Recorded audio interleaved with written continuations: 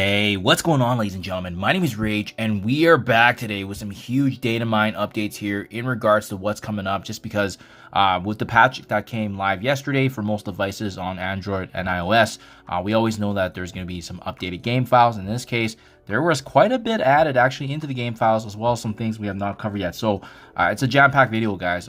First and foremost, though, I do want to give your guys' attention here to Quick Draw. If you haven't already, his Discord, he's always on top of the data mines and just unloading this information. So it's always great to see what's in the pipeline, as well as what's coming up next for Marvel Strike Force, as this is some of the best ways to best prepare, especially your free-to-play player like myself. So without further ado, guys, let's get right to it.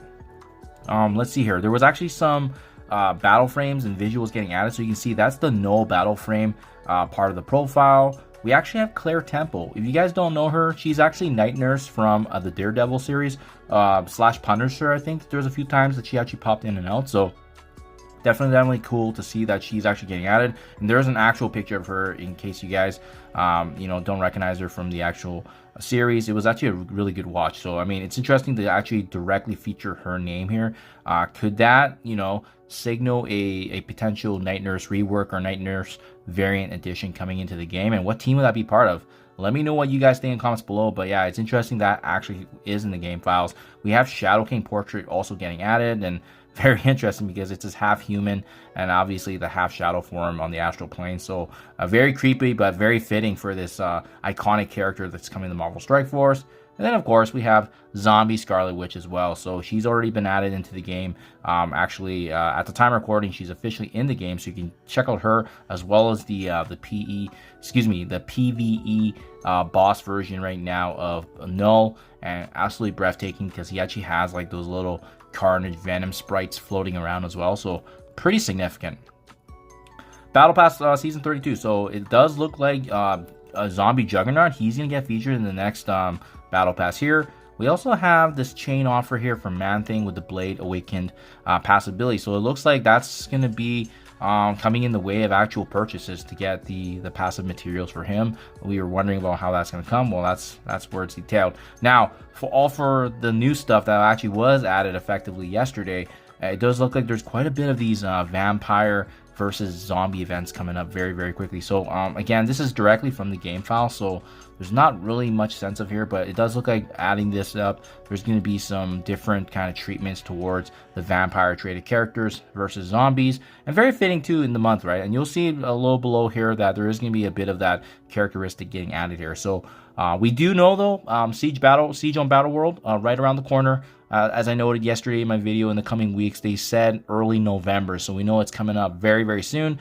And having said that, there's an event that's actually called the Battleworld Readiness, spending of campaign energy and battling of raids in arena to earn amazing rewards for returning commanders. So if I'm not mistaken, I think this is the one that applies to lower level players. So if you're in the end game like myself, being level 100, you won't see this. I think this is going to be tailored to those that are ranking their way up. I think at least player level 75, but not maxed out to 100. So let me know if you guys can confirm below. That'd be great. That way we can definitely confirm that. But what is going to be applied to the broad public is this zombie evasion event. So this is going to be the next Ice Purple event with Crimson Skill Gear. As you can see, it's a 7-day event by playing in raids with Night Stalker teams. Also, the spending of Dead of Night showcase energy, so that's consistent with what we've seen. In addition to using power cores, completing the Sugar Rush Web milestone that we've seen already from the past few weeks here.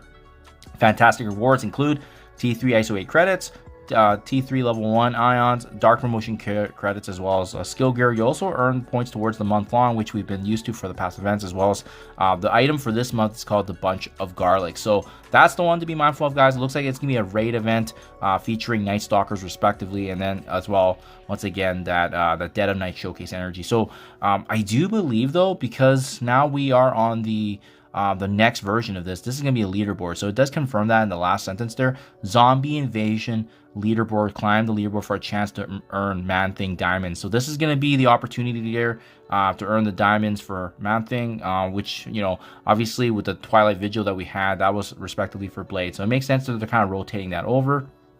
We have another event here that's called The Hunger. So battle with the Undying team for brains with unique abilities. And then I'm not really sure how this is going to get inputted here, but it does look like there's a couple of components here where you're starting with a few brains, and then by defeating enemies, it's going to satiate your hunger. The hunger is going to give you additional speed and attack. So it's definitely part, I think it's a condition that's kind of part of an event here, because you do see that that's part of obviously the zombie aspect. And then we have this one right here, eat brains to thirst.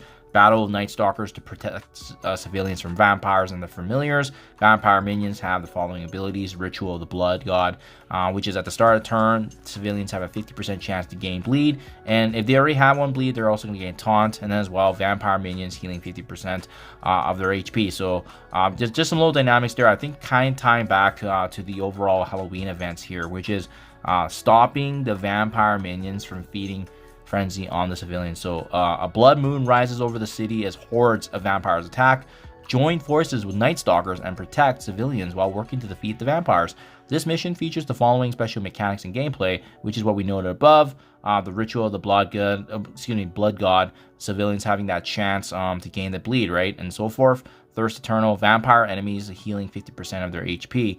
And now, if I'm reading this correctly, it does seem like here at the very bottom, minimum requirements: 2 Night Stalkers at gear tier 10. Each tier of this event increases in difficulty and requirements. So I'm assuming hopefully the rewards actually get better as well. And again, this is kind of part of the festivities here with the Halloween month, right? So the zombies versus the vampires aspect here. But it does look like, interestingly enough, there's going to be a zombie aspect. So with this one, it's called The Dead Rise and They're Hungry. And then this one, I believe they're battling. I think they're trying to get to the civilians as much as possible, and it does require 2 undying characters at gear tier 10. So a little bit of a nod to both, which is really, really cool. I appreciate that. Makes things a little interesting, especially given the Halloween festivities. And then lastly, guys, we actually have some Battle World difficulty recommendations. So for those of you interested on, how the Siege on Battle World is going to be detailed and what's required, well, it looks like this is actually already in the game files too. So level 75, gear tier 14, 4 yellow stars, as well as 4 to 5 red stars. I think that's what I'm understanding. ISO 8 tier 2, that's kind of the first difficulty. It ramps up to level 80, then to level 90. Difficulty 4, level 95, gear tier 18. So it does ramp up quite a bit. Difficulty 5, character level 100, gear tier 19, 7 yellow, 7 red. That's the minimum power recommendations. Okay, I don't know if that means recommended, like as in required, or is it just more of a overall recommendation of how you achieve it? And even difficulty 6, right? They recommend actually 3 diamonds, ISO 8 tier 3, level 2. My goodness. We also get details on the spec op. So this is actually a lot easier than I thought. So all the way from 3 stars to 7 yellow, gear tier levels, red stars, gear tier 19, and diamond. So a lot of end game players are going to have access to this already, so it's great to see that aspect. And then we also have the Knull's Kit boss version, guys. So I'm not going to go through it in detail, but I will scroll down if you want to read through it. But this is going to be what's notable when we go through and actually tackle him on as a big bad boss. But yeah, he is notable in the sense that there's going to be a lot of conditions that he's going to be applying to our team, as you can see here. And he also gains an assist from the symbiote allies as well. So remember, if you guys haven't caught the descriptions before, there's going to be a new condition that he has called Darkness. So yeah, this is definitely interesting to finally see this information. And then there's also a Rayge mechanic that actually gets tied back to Knull as well. And that's kind of part of the Siege on Battle World dynamics there. But yeah, he's going to be dealing a lot of damage. He's going to be taking down and making sure that enemies, our guests in this case, our allies, can't be revived. And he also has a revive mechanic, which is interesting. So he prevents characters revive, but as well, he can actually get revived with that max HP. So that's going to be very, very interesting to see how this is going to shake things up. But yeah, if you guys wanted to read through it, I'll just quickly scroll for you guys there.